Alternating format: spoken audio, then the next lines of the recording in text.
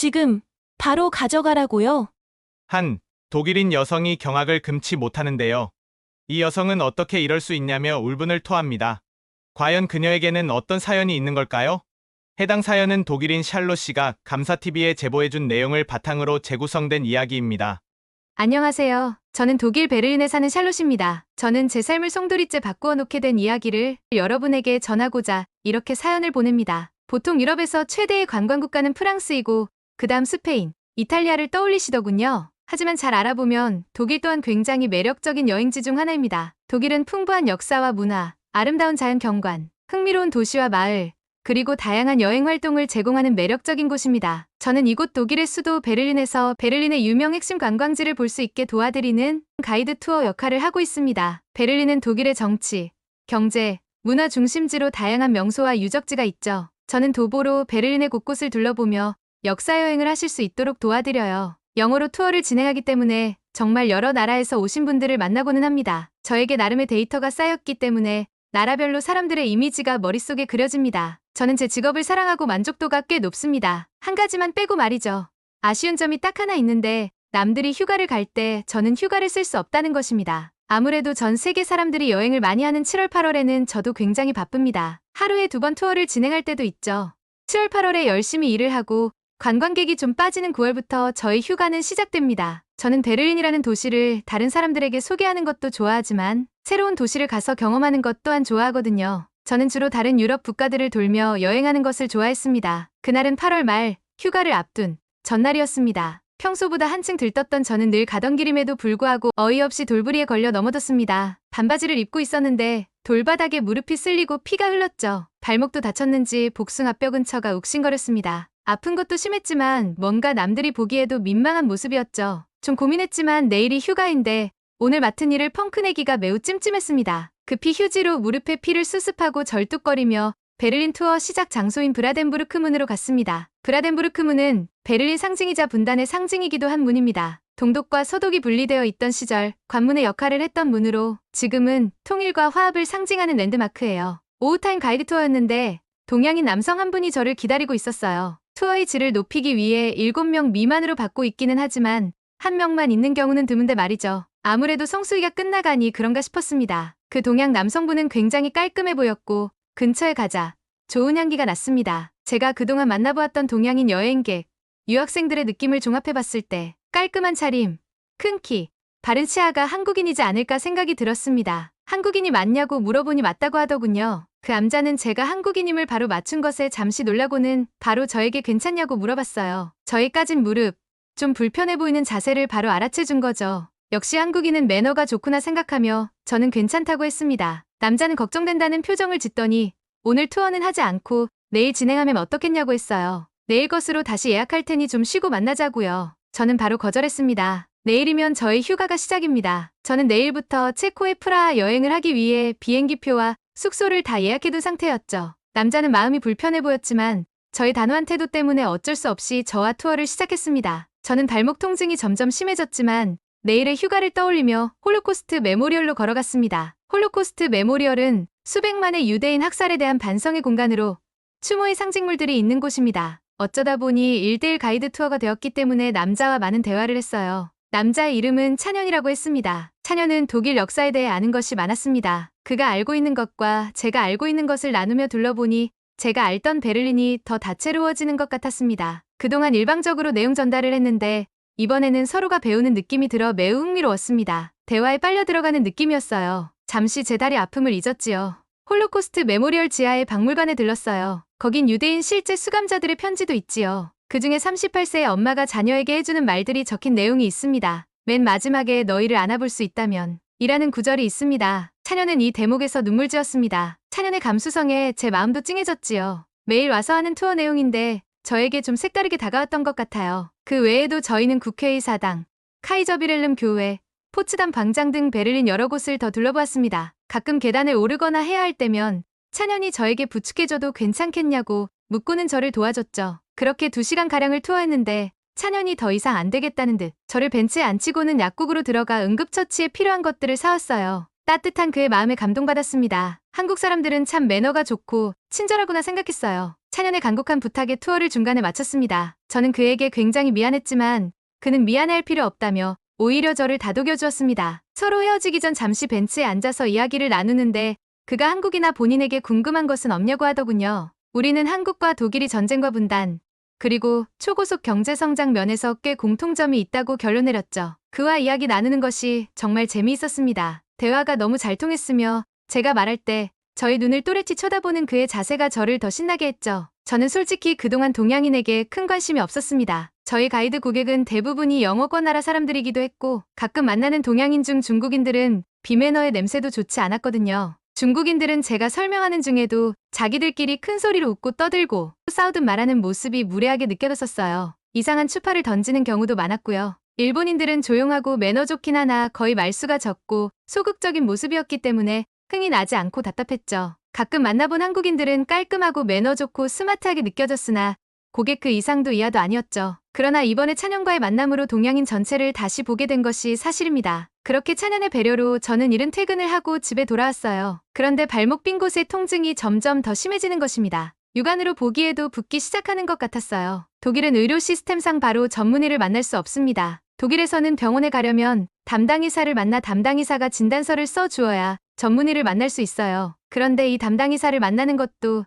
내가 원할 때 되는 것이 아닙니다. 미리 예약을 해야 하지요. 담당 의사 스케줄에 따라서요. 저희 휴가는 내일부터 시작이었고 저는 이 다리로는 더 이상 걸으며 여행하는 것이 무리라고 생각했죠. 당연히 오늘 밤 담당 의사와 전문의를 만날 수도 없을 테고요. 저는 정말 우울해졌습니다. 다음날 아침 체코로 가는 비행기표를 취소하고 모든 일정을 취소해야 했습니다. 1년 동안 기다려왔던 여행인데 정말 좌절했지요. 저는 어쩔 수 없이 제가 살고 있는 곳 근처의 베를린 완제 호수에서 바람을 쐬며 슬픈 마음을 다독이고자 했죠.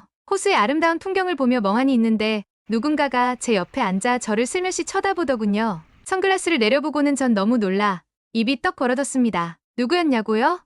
바로 어젯밤 가이드 투어를 함께했던 찬현이었습니다. 그가 아주 환한 미소를 지으며 저를 반가워했어요. 그는 퇴사한 후 다른 회사로 이직하기 전에 2달 정도의 여유 시간이 있어 유럽 여러 나라를 여행 중이라고 했습니다. 원래 프랑스 파리에 오래 머물 계획으로 왔는데 파리의 지저분함에 질려서 파리 여행을 정리하고 베를린으로 넘어왔다고 했죠. 베를린 여행이 끝나면 이탈리아로 넘어갈 계획이라고 했고요. 그와 정말 많은 이야기를 나누었습니다. 그는 여행하는 곳을 눈으로만 담는 사람이 아니었습니다. 두꺼운 책을 들고 다니며 그 나라, 도시의 역사를 공부했죠. 다양한 이야기를 알게 되는 게 재미있다고 했습니다. 그와 이야기 나누는 것이 정말 즐거웠어요. 다른 문화권 사람임에도 불구하고 저희 사이에 장벽이 느껴지지 않았습니다. 휴가가 무산된 저와 그는 매일같이 만나 이야기를 나누고 가까워졌습니다. 그와 함께하면 무언가 제가 살아있음을 느꼈어요. 그도 저와 같은 마음이었는지 이탈리아 여행을 취소하고 베를린에 계속 머물렀죠. 점점 그와 저 사이에 무언가가 피어오름이 느껴졌어요. 하지만 우리에게는 곧 이별의 시간이 다가왔습니다. 이직할 회사에 출근일이 다가왔거든요. 그는 한국으로 가야만 했습니다. 헤어질 날이 다가왔음에도 우리는 의도적으로 이별에 대한 이야기를 피했습니다. 아무렇지 않다는 등 무덤덤하게 그를 떠나보냈죠. 3주 남짓한 시간 동안 그와 함께하며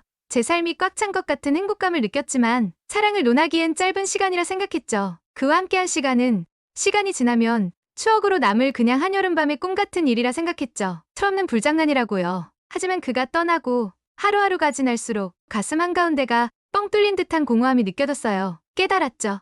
저는 이제 찬현이 없던 시절의 저로 돌아갈 수 없다고요. 자연스럽게 연락이 끊기겠지 했던 생각과 다르게 저와 찬현은 굉장히 열심히 연락을 주고 받았습니다. 서로 잠을 줄여가며 화상통화로 서로의 소식을 전하고 관심 있는 주제에 대한 대화를 끊임없이 이어나갔죠. 그는 알면 알수록 거창한 말과 거칠에 신경 쓰는 남자가 아니라 본질 자체가 빛나는 사람이었어요. 저는 자연스레 그와의 미래를 꿈꾸기 시작했습니다. 그러던 와중 찬현이 저에게 한국으로 여행을 오는 게 어떻겠냐고 했습니다. 찬현의 나라를 저에게 소개시켜주고 싶고 또 그의 부모님이 저를 무척 보고 싶어 한다고요. 저는 겨울에 관광객이 줄어든 시즌을 이용하여 바로 한국으로 떠났습니다. 몇 달 만에 찬현을 만났습니다. 그를 공항에서 마주하자마자 가슴에 꽃이 피어오르는 것 같았어요. 저는 생각보다 그를 더 사랑하나 봅니다. 찬현과 함께 인천공항을 거니는데 제가 생각한 한국의 모습과 많이 달랐습니다. 감탄하는 저를 보고 찬현은 흐뭇한 미소를 지었어요. 저는 찬현과 찬현의 부모님이 살고 계시는 광주를 먼저 내려가기로 했죠. 부모님을 만나 뵌 후 서울 구경을 여유롭게 하기로 했어요. 그와 광주로 가는 기차를 기다리는데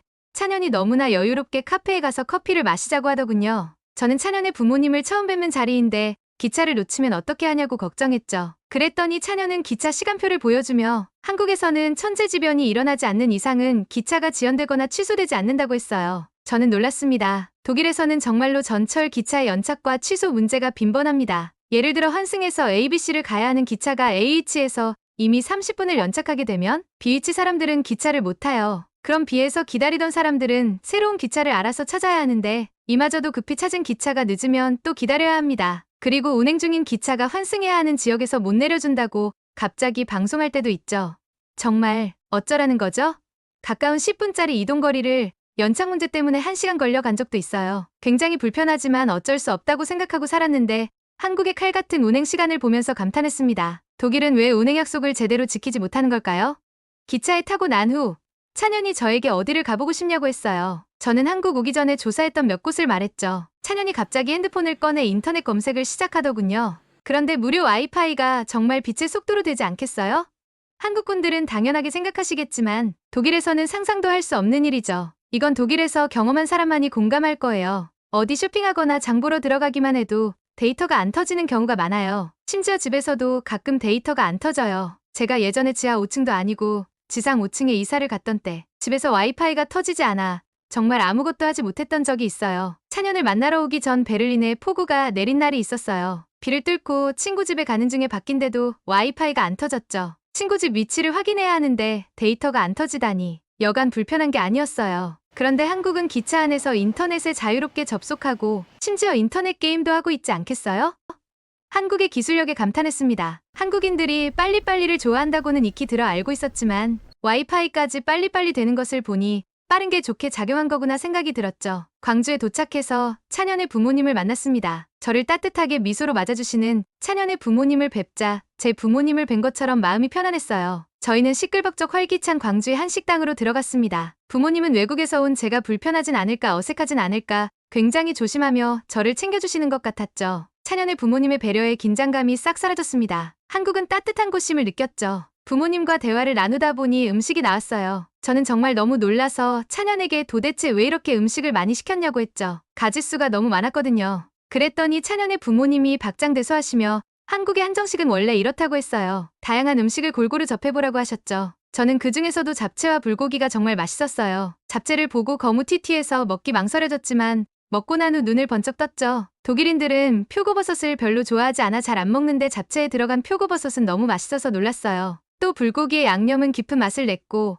고기가 입에서 사르르 녹는 것이 새로웠죠. 연신 놀라며 먹는 저를 보고 부모님은 매우 기뻐하셨습니다. 독일에서 온 저에게 어떤 음식이 맞을지 몰라 여러 음식이 나오는 한식당을 고르셨다고 했어요. 그 배려심에 한국 사람들은 다른 사람의 마음을 많이 생각해주는구나 하며 마음이 녹았죠. 그동안 여행을 그렇게나 많이 다녔던 저인데 왜 한국 올 생각은 못 해봤나 싶었네요. 그 후에도 찬현 씨와 한국을 돌아다니며 행복한 시간을 보냈어요. 저희 사이에 결혼 이야기가 오갔고 저희 부모님과에게도 자연스럽게 알렸죠. 저희 부모님은 저희 둘만 행복하면 된다고 결혼을 반겨주셨어요. 저와 찬현의 마음은 이미 너무 잘 맞았지만 앞으로 어떻게 살아갈 것인지 정하는 것이 큰 과제였어요. 한국에서 자리 잡고 살지, 독일에 가서 살지, 그와 많은 이야기를 나누었죠. 그런데 저는 사실 한국이 굉장히 마음에 들었어요. 제가 먼저 찬현에게 한국 생활을 제안했죠. 한 달 정도 한국에 머무르며 살아본 결과 한국은 일단 사람들이 친절하고 따뜻했거든요. 그리고 무엇보다 한국의 빠른 일처리 시스템이 너무 편리합니다. 다시 독일로 돌아가서 답답함을 겪고 싶지 않네요. 찬현이 제가 한국에 머무르는 동안 편리하게 사용할 수 있는 카드를 하나 만들어주기로 했어요.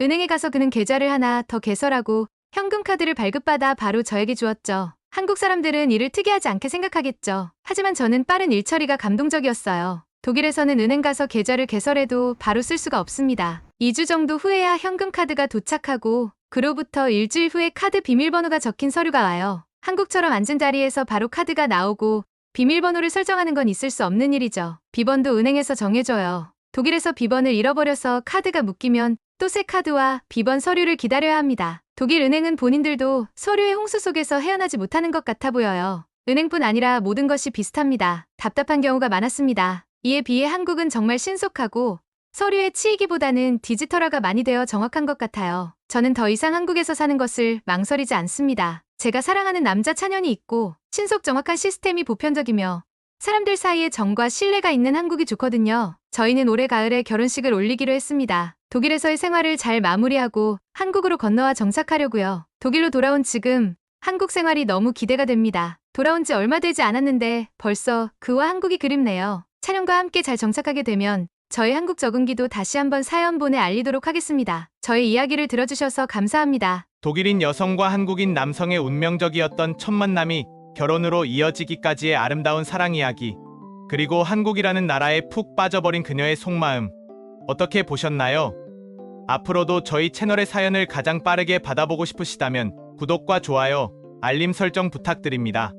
저희 감사TV는 전 세계 50여 개국 구독자님으로부터 한국에 대한 감동적이고 재미있는 사연을 접수받고 있으니 공식 이메일을 통해 제보 바랍니다. 감사합니다.